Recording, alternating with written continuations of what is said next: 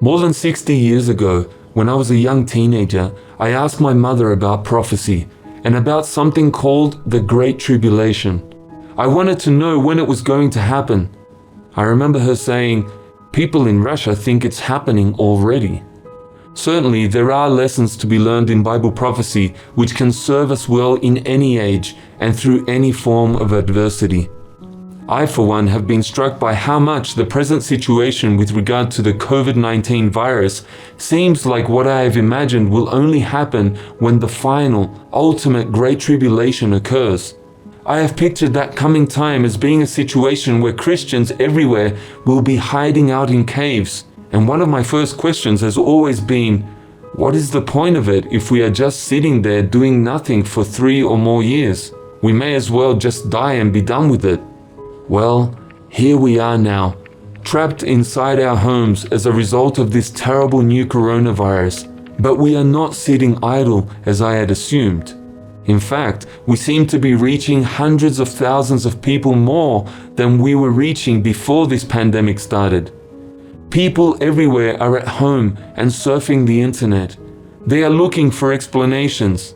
They are thinking about life and death issues. What a great time and great opportunity to reach out to them. This may not be the final Great Tribulation, but it has brought that whole period of Bible prophecy into much clearer focus for me now. So here is what I'm going to do in this video. I'm going to list some of the key events mentioned in Bible prophecy, and I'm going to try to lay them out in chronological order. Here they are in alphabetical order to start with. Let's start with the Great Tribulation. That is a period during which there will be greater suffering on earth than there has ever been since the beginning of time. Several of the other events in our list are built around the centrality of this Great Tribulation, so that makes it a good place to start. The main point of contention between Bible students about the Great Tribulation itself is just over whether it will be for 7 years or whether it will be for only half of what is called the last 7 years. I personally think it will be for only the second half, so we'll put the last 7 years here in the center of the screen, and we'll show the Great Tribulation as being the second half of those 7 years. Next is the rapture. That is a time when believers everywhere, including resurrected believers from the past, will be caught up, as the King James Bible puts it, into the air to meet Jesus as he comes down towards earth. Now, prophecy students are most commonly divided into 2 camps, one called pre-trib and the other called post-trib, based on whether they think the rapture comes here, at the start of the Great Tribulation, or whether it comes here, at the end of the Great Tribulation. I believe it will come at the end. For me, the return of Jesus and the rapture are virtually the same event. We meet Jesus halfway in a 1,000-mile square city in the sky called the New Jerusalem, and we have a celebration with him there for a few weeks called the Marriage Supper of the Lamb. I've not included those terms just to keep our chart less cluttered. However, for most pre-trib rapture people, even though they believe the rapture comes before the Great Tribulation, they do not believe that Jesus himself returns until the end of the Great Tribulation. So that is why I have kept these 2 events as separate entities in this diagram. There is another event which both sides are looking for, and that is an agreement to rebuild the temple in Jerusalem. This is alluded to in the first 2 verses of the 11th chapter of the Revelation. The Hebrew prophet Daniel said in the Old Testament that there would be an agreement made between the Jews and the Antichrist prior to the Great Tribulation. And Daniel gives a specific number of days between various events, including reference to sacrifices ceasing in the middle of the last 7 years. Well, first you need a temple before you can resume offering animal sacrifices. So we will put this agreement over here at the start of the last 7 years. From what Daniel has said, you can actually calculate such things as how many days it will take to construct the temple after the agreement has been made. It'll be about 7 months for those who are interested.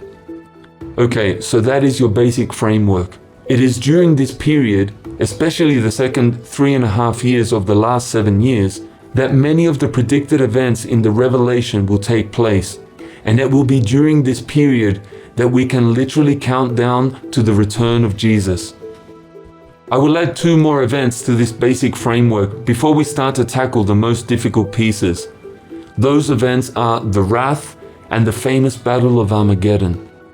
The wrath itself lasts for about a month and a half, starting immediately after the rapture. During that time, the angels of God pour out 7 bowls of punishment on those people who are still alive on earth after the Christians have left.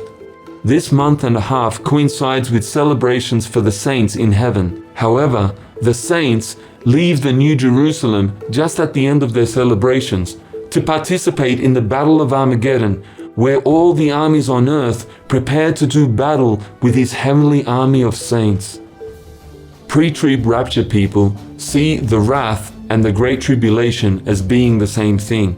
However, it seems that what happens during the 7 trumpets is not as extreme as what happens during the 7 bowls or vials. And that is why many post-trib people, like ourselves, see them as 2 separate periods of time.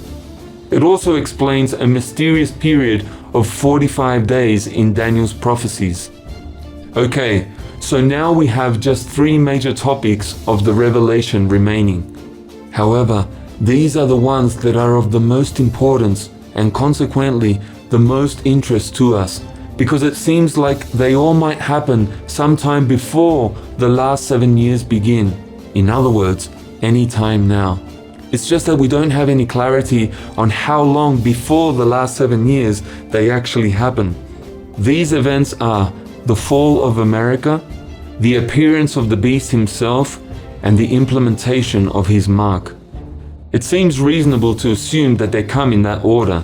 That is, assuming the beast comes to power after destroying America, and assuming the beast needs to be in power before he can usher in his mark. This is also what makes so many of us feel that each of these events must be pretty close to happening. Now, we have, in other videos on this channel, said a lot about Russia and China, but there is no world leader at the moment who has a name that adds up to 666 through the numerical values of his letters in his name, either in Hebrew or in Roman numerals. That is the primary clue which the Revelation gives us for spotting the Antichrist.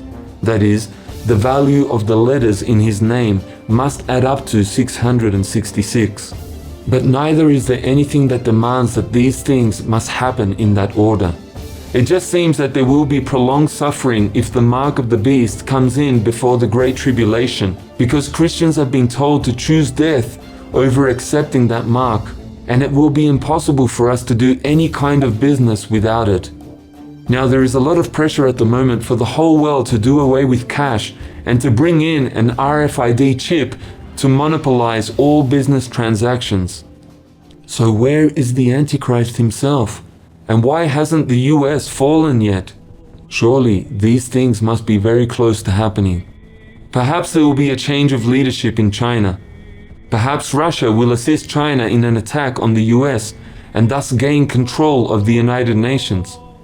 Perhaps the beast will stay secret for a while, and maybe he will let the implanted microchip become widespread before he actually makes his appearance. All of these questions remain waiting for answers, and so we need to be watchful in these last days. For ourselves, we started 10 years ago to reject RFID chips in such things as credit cards and passports, thus gaining more experience in living without such technology. It hasn't been easy, but it is building our faith that God can make ways around what lies ahead.